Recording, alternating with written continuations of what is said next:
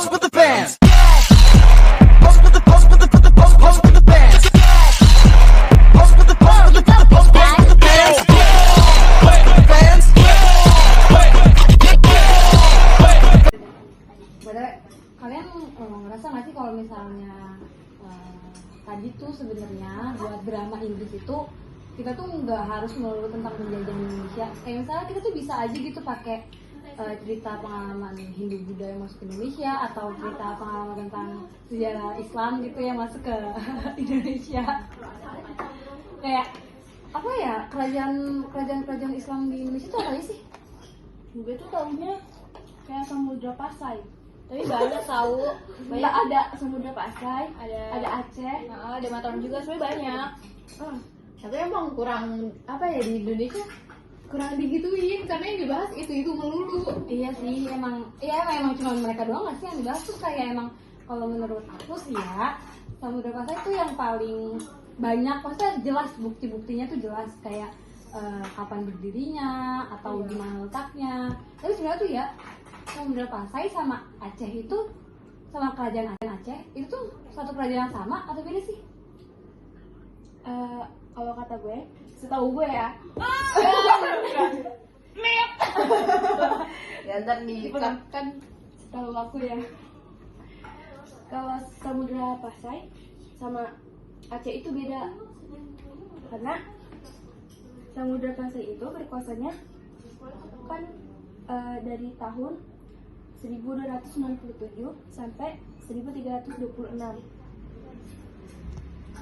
Tapi mereka sama-sama ada di Nangro Aceh kan? benar.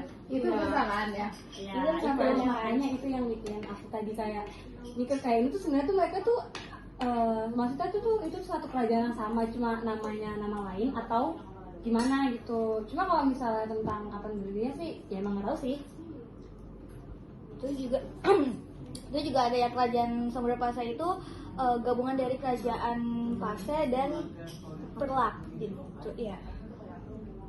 Itu tuh pas pertama kali mereka gabung tuh rajanya siapa sih? Malik Al-Saleh deh setahu aku. Dia kayaknya nggak sebenarnya Salah ya? Itu kalau nggak salah dari tahun 1285 sampai 97.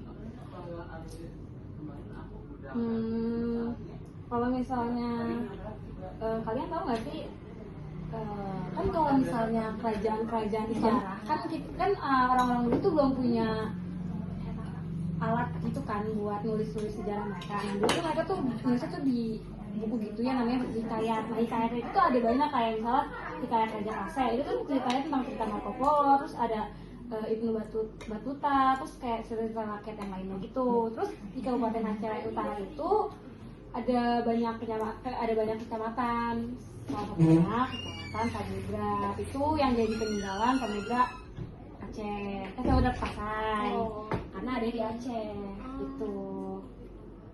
beda yang dimakan doang ya. Iya. Udah habis. Tapi emang ini sih kalau menurut aku kayak mungkin kedepannya gitu kita bisa ngebahas kayak kerajaan-kerajaan kayak gini sih ya kan. Kalau menariknya tuh buat dibahas dibanding yang udah semua orang rata-rata udah tahu nggak sih? Iya. Jadi ilmu yang kita dapat juga lebih banyak. Apalagi kalau misalnya mereka tahu kalau misalnya kerajaan Samudra Pasai ini udah 29 tahun. Wow. Keren banget Udah ya. sih. Itu bahkan kayak kalau misalnya presiden tuh itu 6 periode. Iya. Kece sih. Kan sih. Itu tapi itu kan ya rajanya kan diganti-ganti kan. Tapi raja udah lama. Tapi aku tahu juga di Samudra Pasai ada yang kayak contohnya tuh kayak dia tuh mengekspor sutra, emas, lada dan kapur barus gitu loh. Jadi terus juga dia punya dengan jumlah yang besar gitu. Wow, keren. Sampai sekarang masih nggak sih di sana tuh? Di Aceh? Sepertinya masih. Wow. Berarti udah lama banget ya. Itu sih salah satunya kayak aku tuh suka banget sama sejarah, lebih suka sama sejarah masuknya Islam, terus habis itu Hindu Buddha daripada sejarah yang tentang penjajahan gitu. Soalnya kan kayak ya maksudnya kita sebagai orang Islam juga harus tahu kan dulu tuh Islam tuh kayak gimana masuk kitanya. Terus habis itu katanya apa sih Samudra Pasai ini itu tuh pendirinya itu keturunan Rasulullah. Masya Allah. Masya Allah, itu benar-benar juga kan. banget itu juga kerajaan Samudra Pasai kerajaan Islam yang pertama di Indonesia karena That's letak right. geografis yang sangat strategis. Ya jadi makanya itu juga dijadiin itu jadi alasan kenapa Samudra Pasai ini dijadiin pusat perdagangan sama Indonesia. Terus udah gitu selain jadi pusat perdagangan juga mereka tuh dijadiin pusat perkembangan ilmu Islam. Makanya Aceh itu jadi tempat yang sampai sekarang kebudayaan itu masih terjaga karena awalnya dari mereka. Kalau misalnya apa sih kayak bukan bilang hancur ya, tapi kayak turunnya kerajaan Samudra Pasai itu Dia kalau nggak salah dari abad ke 13 sampai 16 Masehi atau sekitar 3 abad hingga akhirnya tuh mereka runtuh karena ditaklukin sama Portugis. emang itu pada masa itu tuh rajanya siapa sih? Kalau Portugisnya sih yang mimpin Alfonso. Apa sih cara nyebutnya aku lupa deh. Alfonso. Kamu ingat nggak sih?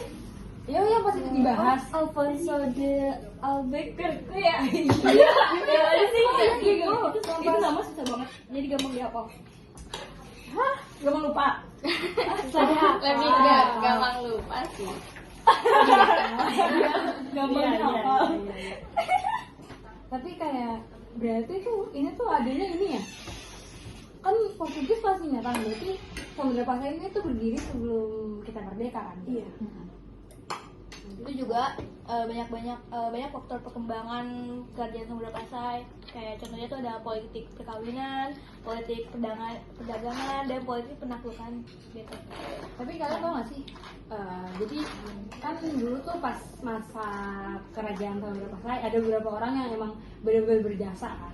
Jadi mereka itu makamnya sampai sekarang tuh masih ada dan masih dijadiin sejarah.